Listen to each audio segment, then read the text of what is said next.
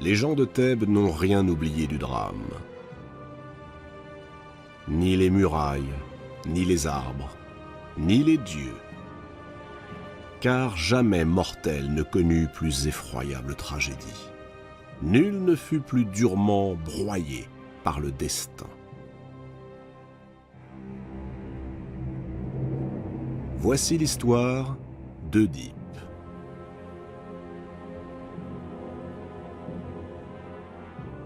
Lorsque le roi de Thèbes, Labdakos le boiteux, vint à mourir, son fils Laios n'était âgé que d'1 an. On aurait pu confier l'enfant à un tuteur, nommé un régent.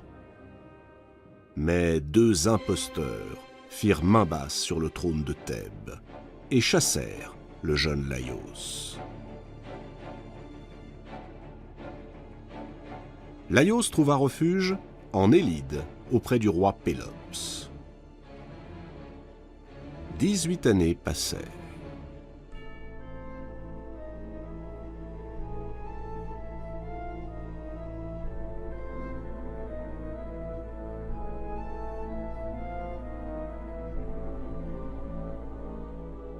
Le roi Pélops a désormais un fils, Chrysippe, dont il a confié l'éducation à son protégé, Laios. Chrysippe est un très beau garçon. Le cœur de Laios s'emballe. Il tombe éperdument amoureux de son élève. Chrysippe refuse ses avances. Il ne veut voir en lui qu'un compagnon de jeu. Alors, Laios va obtenir par la force ce que la séduction ne lui a pas accordé. Il enlève Chrysippe et abuse de lui.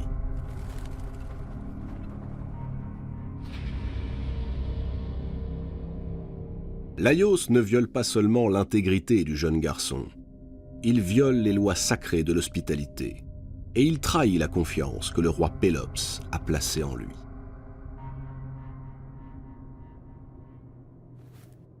Le soir venu, Chrysippe, honteux, n'ose rentrer au palais. Il se réfugie dans une grange, noue une corde autour de son cou et se donne la mort.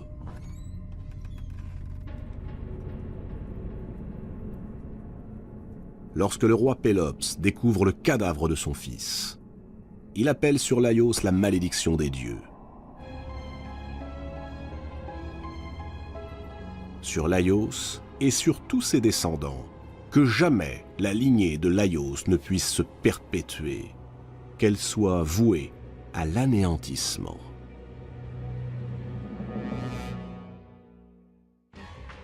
Laios, épouvanté par le crime qu'il a commis, effrayé par la malédiction de Pélops, s'enfuit au grand galop.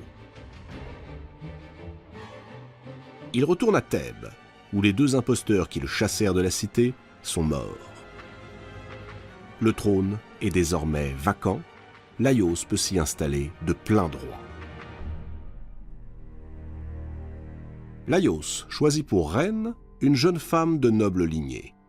Elle s'appelle Jocaste. Les mois passent. 1 an. 2 ans. Le couple n'a toujours pas d'enfant. Le couple s'interroge et le peuple murmure. Laios décide de se rendre à Delphes, au temple d'Apollon, afin que les dieux lui indiquent ce qu'il doit faire pour avoir un fils, un héritier du trône. Il a oublié les imprécations du roi Pélops et ses malédictions. Mais les dieux, eux, ont la mémoire tenace. Voici ce que l'oracle de Delphes annonce à Laios. Laios, toi qui règnes sur Thèbes, garde-toi bien de faire un enfant à ta femme. Les dieux te l'interdisent. Si par malheur tu engendres un fils, il te tuera. Laios est effondré. Ainsi donc, il est condamné à périr de la main de son propre fils. Pour que la prophétie ne puisse se réaliser, il s'abstient de visiter sa reine. Il se contente de la compagnie de jeunes garçons. Mais un jour, son désir est le plus fort. il se glisse dans le lit de Jocaste.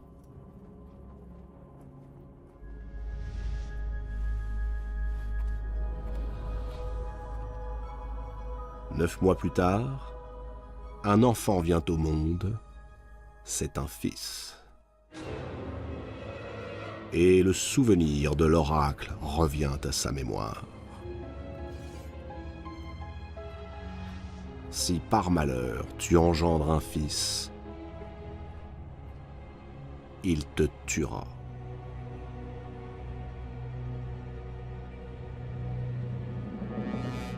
Laios gémit, implore la pitié des dieux, arpente sans fin les corridors de son palais. Il cherche une issue, une manière de détourner le sort et de faire mentir la prophétie. Tuer l'enfant de ses propres mains? Impensable, non. Les dieux redoubleraient de colère. Soudain, lui vient une idée.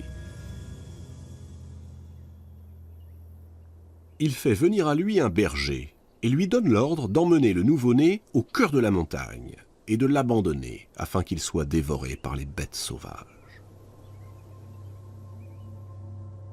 Pour être certain que l'enfant ne pourra s'échapper, il ordonne qu'on lui perce les chevilles avec une tige de fer, lui sectionnant ainsi les tendons.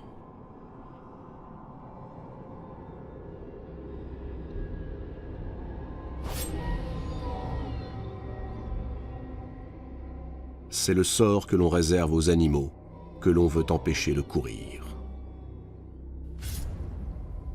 Le berger prend la route. Il arrive bientôt à l'orée de l'épaisse forêt du mont Cithéron. L'enfant lui sourit. Le berger hésite. Il n'a pas le cœur d'abandonner ainsi le nouveau-né. À ce moment, un homme apparaît. Il est en route pour Corinthe. Le berger le supplie de prendre l'enfant et de l'emmener avec lui.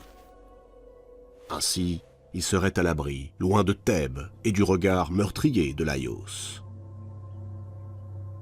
L'homme hésite, puis il pense au roi Polybe et à la reine Méropée, les souverains qui règnent sur Corinthe. Il sait que le couple royal se désole de ne pas avoir d'enfant. Si ce nouveau-né survivait à ses blessures, il ne pourrait que les combler, et l'homme en tirerait peut-être quelques récompenses. Effectivement, lorsqu'il rentre à Corinthe et leur présente l'enfant, le roi et la reine sont ravis. Ils s'empressent de l'adopter et lui donnent le nom d'Œdipe, c'est-à-dire celui qui a les pieds enflés. Œdipe grandit donc à Corinthe, entouré de l'affection de ceux qui, désormais, sont devenus ses parents. Adolescent, Œdipe, même s'il boite légèrement, fait l'admiration de tous. Et nul doute que, le jour venu, il sera le digne successeur du roi Polybe. Mais un soir, au cours d'un grand banquet, l'un des convives, éméché par le vin, lance au jeune Œdipe: « Après tout, toi, tu n'es qu'un enfant trouvé. » Un enfant trouvé? Œdipe, choqué, prend l'assistance à témoin. Il réclame que l'on confirme qu'il est bien le fils de Méropée et de Polybe. Personne ne bouge. Les visages se ferment.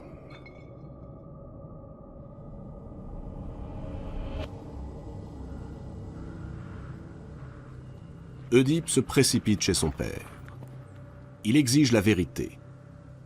Polybe, embarrassé, le rassure comme il peut.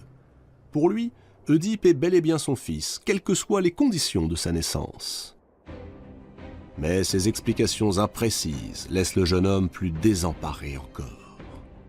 Tant pis, les dieux, eux, sauront lui dire la vérité.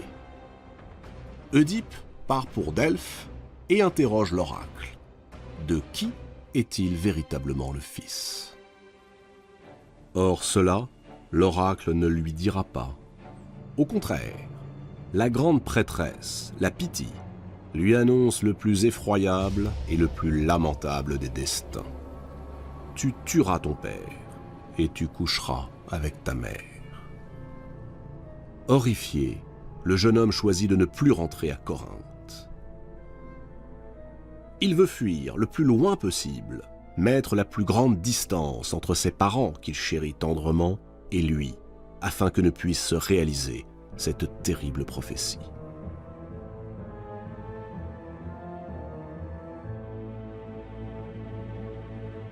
Échapper à ce destin imposé, voilà quel est le seul but d'Œdipe. Il remonte sur son char et part. Il erre. On le voit traverser des villages, silhouette fantomatique, indifférent à tout. Il n'a plus de patrie, plus de terre. Il n'est plus rien. Un jour, parvenu au carrefour de 3 routes qui mènent à Delphes, le char d'Œdipe croise celui d'un homme âgé. Un homme âgé qui n'est pas sans une certaine allure. À ses côtés se tient un serviteur. À cet endroit, le chemin est bien trop étroit pour que 2 chars puissent passer de front. Le cavalier, impatient, ordonne à Œdipe de lui céder le passage. Œdipe n'a même pas le temps de discuter, l'homme lance son équipage sur lui.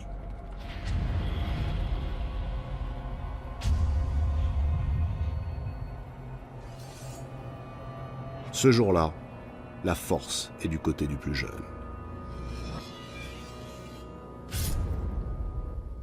Œdipe saisit son glaive et le plonge dans les entrailles de son adversaire. Tout s'est passé si vite que le serviteur, médusé, n'a pas eu le temps d'intervenir. Craignant d'être tué à son tour, il s'enfuit en courant. Il court jusqu'à sentir ses poumons éclater et ne relâche ses efforts qu'une fois à l'abri des murailles de sa ville, Thèbes. Là, il tombe à genoux et annonce la nouvelle. Le roi Laios, vient d'être assassiné. Ce malheur est venu accroître le climat de terreur qui règne depuis des années sur la ville. En effet, non loin des portes de Thèbes, une créature monstrueuse s'est installée sur un promontoire. Il s'agit de l'une des pires divinités des enfers, un sphinx.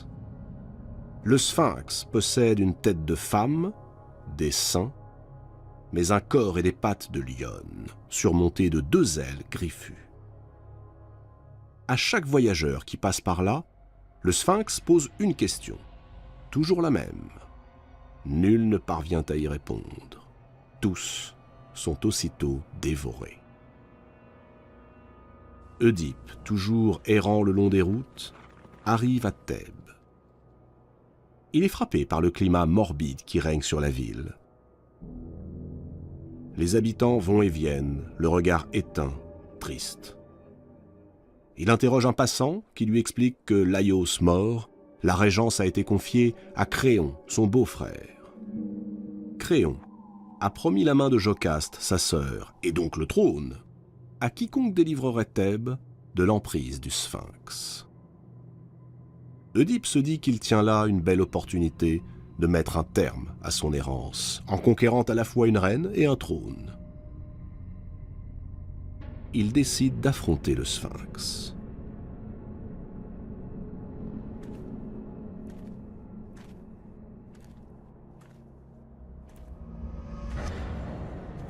La bête est là. Un sourire ironique éclaire ses traits. Elle tient une nouvelle proie.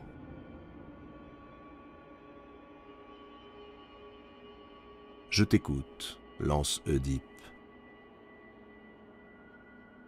Le sphinx pose alors sa question. Quel animal a 4 pattes le matin, 2 à midi et 3 le soir?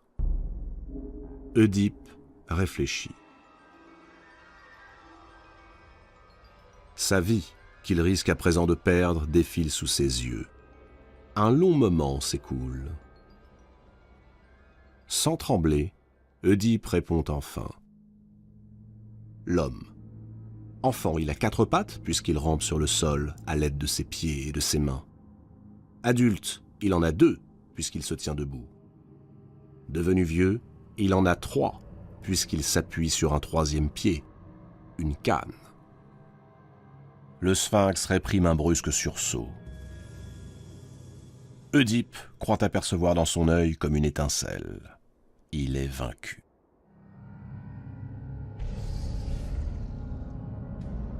D'un bond, le monstre se précipite dans le vide et va s'écraser sur les rochers.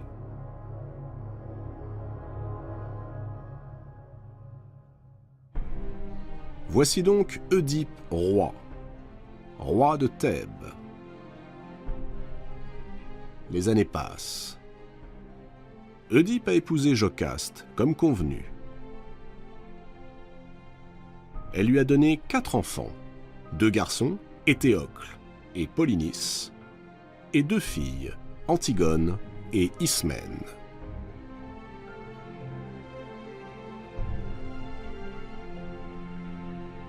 Oedipe a désormais l'âge de cet homme qu'il avait tué un jour, à la croisée des chemins.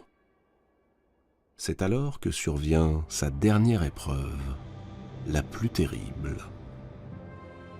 Une maladie abominable s'est répandue sur Thèbes. Elle frappe indistinctement les jeunes et les vieux. Les femmes accouchent d'enfants mort-nés. Le peuple implore Oedipe, le supplie de le sauver.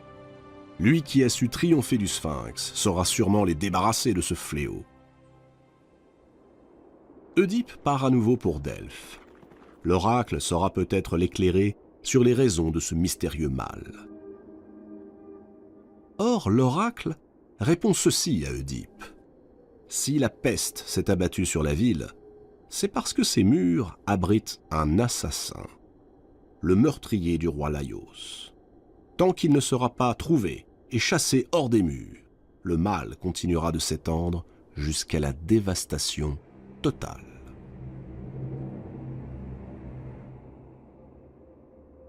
Oedipe est bien décidé à trouver cet assassin. Dans toute la Grèce, il lance des émissaires. À Thèbes, on fouille les maisons, on interroge, on promet des récompenses. Mais personne ne sait rien. Alors, Oedipe fait appel au grand Tirésias, le devin aveugle. Lui qui sait déchiffrer le vol des oiseaux doit certainement connaître le nom du coupable. Mais Tirésias, à son tour, affirme ne rien savoir. Pourtant, à la manière dont le devin lui répond, Oedipe sent qu'il lui cache la vérité. Il ordonne, insiste, menace, rien à faire. L'entêtement de Tirésias rend Oedipe furieux. La reine Jocaste décide alors d'intervenir. Elle se souvient que le jour du meurtre, Laios, son époux, était accompagné d'un serviteur. C'est lui qui avait répandu la nouvelle. À l'époque, il n'avait fourni qu'une seule explication. Laios avait péri de la main de jeunes bandits au carrefour de 3 routes dans un chemin étroit, près de Delphes. C'est tout. Oedipe blêmit. Ce carrefour, ce chemin étroit près de Delphes, il ne les connaît que trop bien. Mais il se rassure aussitôt. Le serviteur a parlé de bandits, alors qu'Oedipe sait qu'il était seul lors de son combat avec le vieil homme. Il ne peut donc s'agir de lui, mais d'une coïncidence. Ce sont 2 histoires différentes. Il faut retrouver le serviteur de Laios. Mais après tant d'années, comment faire? Il a disparu au lendemain du meurtre, et nul ne sait ce qu'il est advenu de lui.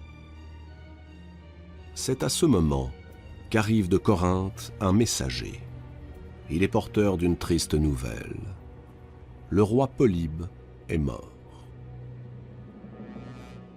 Polybe, l'homme qu'Oedipe tenait pour son père. L'homme qu'il avait tant voulu fuir, de peur d'en être un jour l'involontaire assassin. Polybe vient de mourir, chargé par le poids des ans. Oedipe sent d'abord le chagrin lui serrer la gorge. Puis le soulagement l'emporte. L'oracle de Delphes, cette prophétie qui depuis toujours l'obsède, est enfin déjouée. Il ne pourra pas tuer son père, puisque son père n'est plus. mais son soulagement est de courte durée. Le messager poursuit. « Roi Oedipe, la mort de Polybe me délivre du serment qu'autrefois je lui fis, et je puis enfin avouer la vérité. Polybe et Méropée n'étaient pas tes parents. » Oedipe est atterré. L'homme poursuit. « C'est moi qui t'ai recueilli jadis. C'est moi qui t'ai remis au couple royal. Toi, l'enfant aux talons percés. » La voix tremblante, Oedipe questionne. « Mais cet enfant, qui te l'a remis ?» Au même instant, un vieux berger vêtu de haillons fend la foule et s'approche. Sa vue est basse et sa voix n'est plus qu'un murmure. Mais ce qu'il articule glace d'effroi tous ceux qui l'entendent. « Je te reconnais, messager de Corinthe. Oui, c'est bien toi. C'est à toi, jadis, que j'ai confié cet enfant aux chevilles percées. Cet enfant que son père avait promis à une mort atroce et que je n'ai pas eu le courage d'abandonner aux loups qui peuplent la forêt. » Oedipe se fige. Mais cet enfant, de qui le tenais-tu ?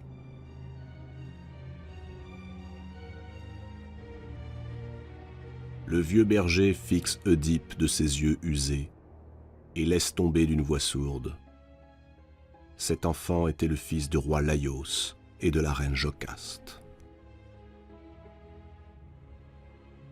Jocaste a tout entendu. Elle est prise de vertige.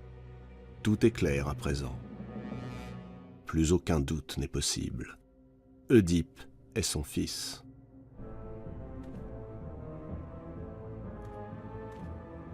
Ainsi, tout est fini. Alors qu'il avait tout mis en œuvre pour lui échapper, l'oracle de Delphes s'est accompli. L'infortuné Oedipe a bel et bien tué son père et épousé sa mère. Oedipe cherche Jocaste des yeux. Elle n'est plus là. Pris d'un terrible pressentiment, il se précipite vers le palais. Il pénètre dans la chambre de la reine. Jocaste est là, morte. Elle s'est pendue.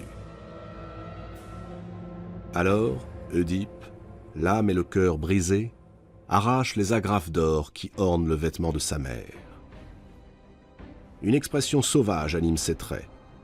On voit sur sa figure la colère, la violence, l'emportement et la cruauté d'un bourreau.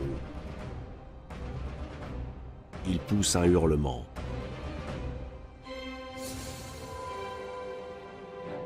Et plonge les agrafes dans ses yeux. Il les ravage, les déchire. Ainsi, il ne verra plus le jour, ni la nuit, ni les hommes. Puis il quitte la ville, accompagné de sa fille, Antigone. Le voici devenu un proscrit, un aveugle boiteux lancé sur les chemins de Grèce. On le montre du doigt, on le chasse.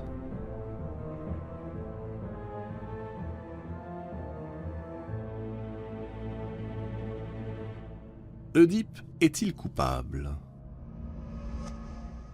Il a tué son père, certes, mais il ignorait tout de leur lien, et il était en état de légitime défense. Il a couché avec sa mère, oui, mais il ignorait aussi qui elle était. Après avoir vaincu le Sphinx, Jocaste était la récompense à laquelle il ne pouvait se soustraire. Destiné à commettre ses crimes avant même d'avoir été conçu, Oedipe était enchaîné à son destin.